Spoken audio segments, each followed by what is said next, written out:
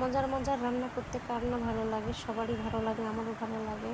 তো রান্না করতে করতে জীবনের অর্ধেকটা পার করেছি। এখন তো মেয়েরা অনেকেই রান্না বান্না শেখে বা শিখতে হয় হোস্টেলে বা ইয়েতে।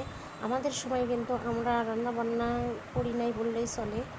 বেশিরভাগই বাবা মার বাড়িতে মা চাচি রান্না, দাদি রান্না খেয়েছি, হোস্টেলে রান্না খেয়েছি। তো পড়াশোনায় ব্যস্ত ছিলাম, কিন্তু এখন বের পরে আমরা নতুন করে শিখেছি বা সেই থেকে রান্না বান্না। তো রান্না করতে আমার মজা লাগে, ভালো লাগে। তো কে কে রান্না করতে ভালোবাসেন অবশ্যই কমেন্টে জানাবেন। আর যারা যাই কথাই বলুক না কেন, মেয়ে মানুষ রান্না না শিখলে, রান্না না জানলে, পরিবারকে ভালো ভালো রান্না খাওয়াতে না পারলে মনে হয় সুখ আসে না। আমি তো এটাই মনে করি। আর গরম গরম রান্না, যে কোনো রান্নাই ভালো লাগে। তো আপনারা দেখছিলেন আমি রান্না করছিলাম আর কি।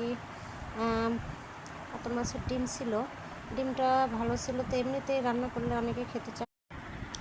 তো রান্না করতে করতে একটা কথা বলেছে, মেয়ে মানুষ যতই জব করুক, ভালো পজিশনে থাকুক বা কাজের হেল্পিং থাক, নিজে রান্না না করলে কিন্তু ভালো লাগে না। আমি তো যতই রান্নার কাজের মানুষ থাক, রান্নাটা নিজে করি বা করতে হয়, পরিবারের জন্য করতে ভালো লাগে।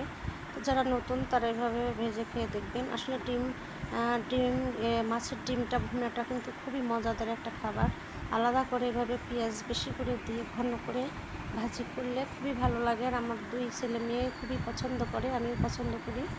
তো এভাবে হয়ে গেল মোটামুটি আমার ফাইনাল লুক। ডিম, এরকম মাছের ডিম ভাজি করে একবার ট্রাই করবেন, এই যে